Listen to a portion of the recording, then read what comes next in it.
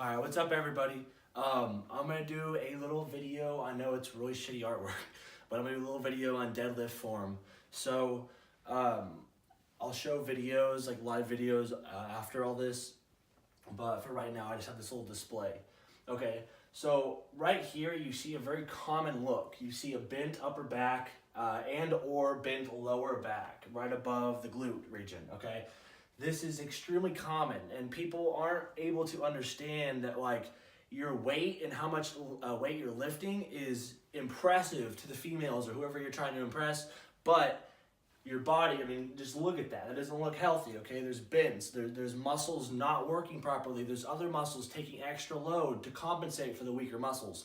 So I'm gonna break down what is happening, what needs to be improved, and give a couple tips on how to improve it, which, there'll be other videos in the future to, be more extensive on what you should do. But right now, I'm just going to be broad. So I've broken it down as to what probably is the issue. No exercise science major, you know what I mean? This is just from experience and a little bit of knowledge and self-education. Okay, so if your upper back, and you need to record yourself to find this out. I can't diagnose it for you. If your upper back is bending, okay, you're most likely dealing with weak or tight upper back muscles, okay? That's exactly the problem I'm dealing with right now. My lower back is extremely strong, my core is getting better, but my upper back, so first of all, my shoulders are rotated forward, okay? My problem is because all these muscles are weak. My traps are tight, my rhomboids and my teres are weak, so my shoulders naturally sit forward. And it's causing me, when I'm lifting, I'm trying to lift back and my muscles are just so weak and they're just protruding because my traps are so tight and those muscles are weak. So they're not even able to stabilize my shoulders properly. Okay, so if your upper back is bending, you really need to focus on building the upper part of your back, the teres, the rhomboids. Most of you guys aren't gonna have weak traps, but you could have weak traps down at the bottom, the lower region of it, okay? So that's what's happening if your upper back is bending. If your lower back is bending, let's move over.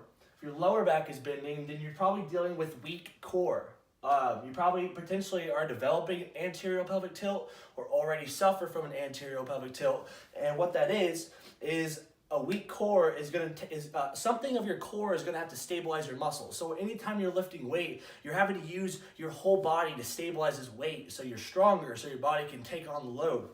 So you're going to use your core or of some sort, and that involves lower back, involves the abs. So what's happening is you haven't developed your core enough. So your lower back is bending out. I hope you can see me. So my lower back is bending out, and it's taking on all the load of my weight right now, okay? And it causes a little bit of protrusion of the gut. It causes a little bend. And what needs to happen is this little adjustment, if you pay attention, little adjustment of the tightening of my core to pull the pelvis forward and up a little bit, or forward and down. And that's what's gonna help you with this movement. So I have this problem. I've had an anterior pelvic tilt for a long time. I never worked on it, never even knew about it. So I'm slowly working on building my core right now, okay?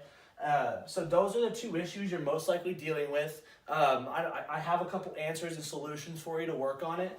But if these aren't enough and you need more extensive help, you can always go on YouTube. They have plenty of tutorials and shit. So this is kind of just to bring a little awareness. So over here we have a happy individual who's having a good form day, probably extremely strong, probably developing the right muscles. His muscles are going to look prettier and they're going to work more efficiently. And he's at way less risk for injury later on. Because not only are you at risk for injury in that moment, but long term down the road, you're gonna have awfully imbalanced muscle groups.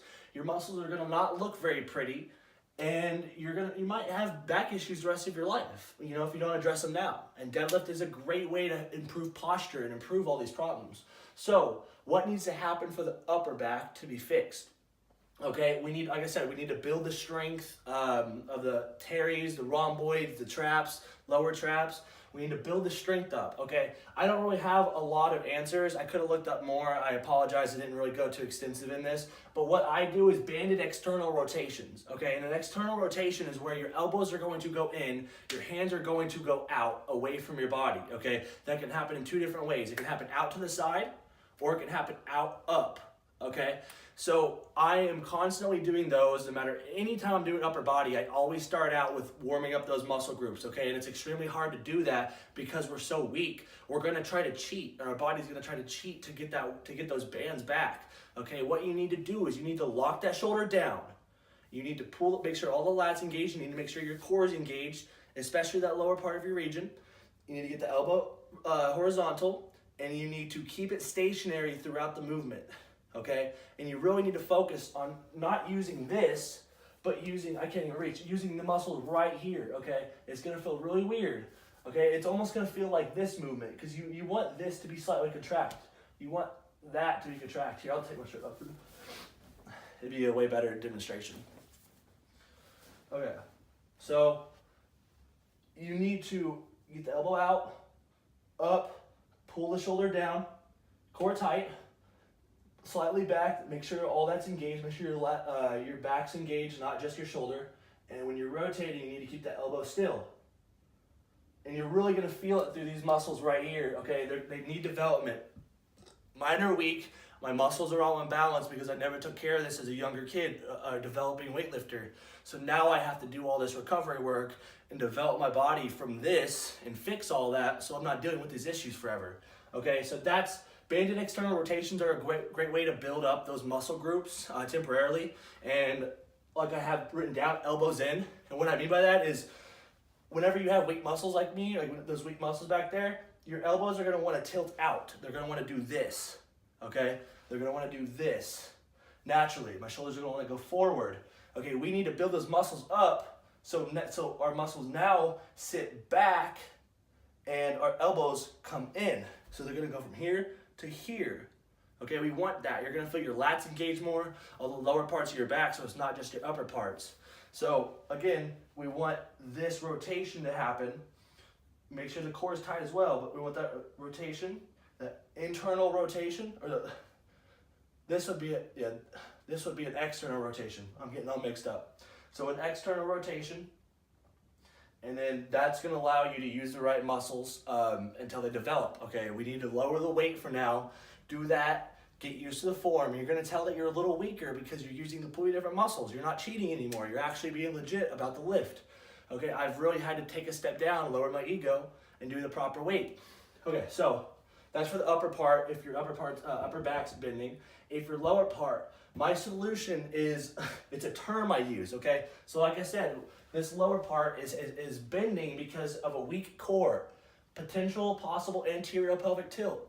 Okay, the way to fix that into using your head is you need to work on the abdominal muscles on the pelvic region right here, lower abdominals near the pelvic region.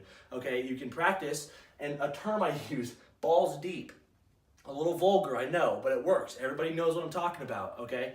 Balls deep is gonna allow you to engage the muscles down here, and you can do little exercises to build that muscle, doing core exercises. Some options I have here are leg raises and planks. And when I'm doing planks, you really need to focus on using that muscle, and that's what you're focusing on, not up here. I mean, that's gonna be worked regardless, but we really wanna work on keeping the muscle tight here, which could involve flexing your glutes to help out with that, okay? We want this front part, and it's gonna burn. It's gonna be real weak, trust me. But over time, it's gonna get stronger, and you're gonna feel a lot more stability in all of your lifts, like everything. I can't tell you how things have changed since I started working on that. Now all my lifts are getting a lot more engagement through my frontal section, and I'm actually a little stronger, and the contractions are better because when you're letting your lower back take the load and you're not engaging your core, you're actually misengaging. You're not engaging certain muscle groups in your body because of that.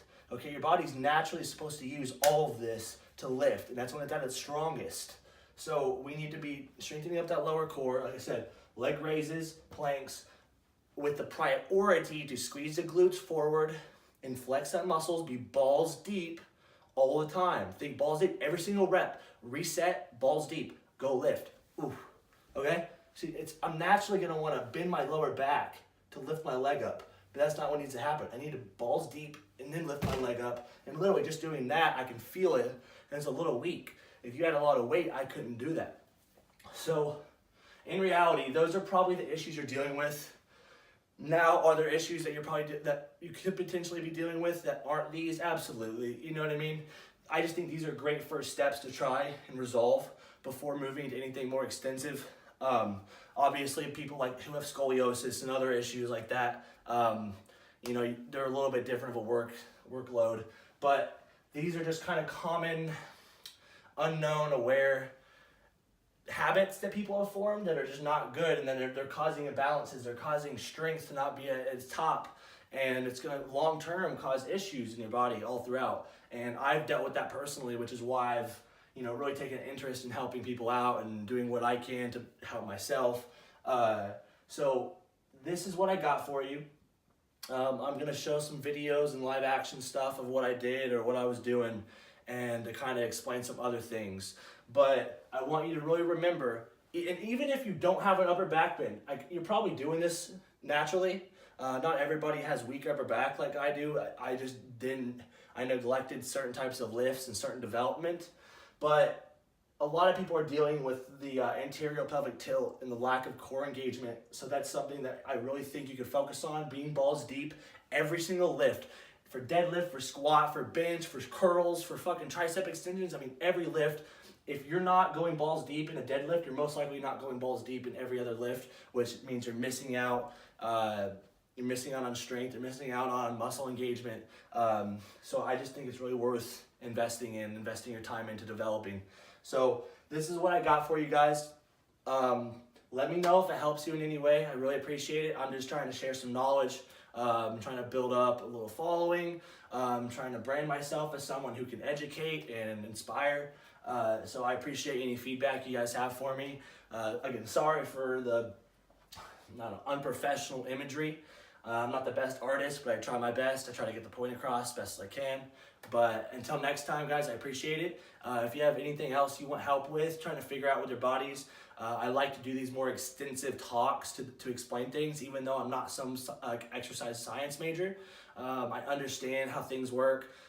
If you have more knowledge than me, I would love to hear. If I'm wrong about anything, I'm open to any discussion. So, yeah, thank you guys for listening in. Let me know how you guys like it. Thank you.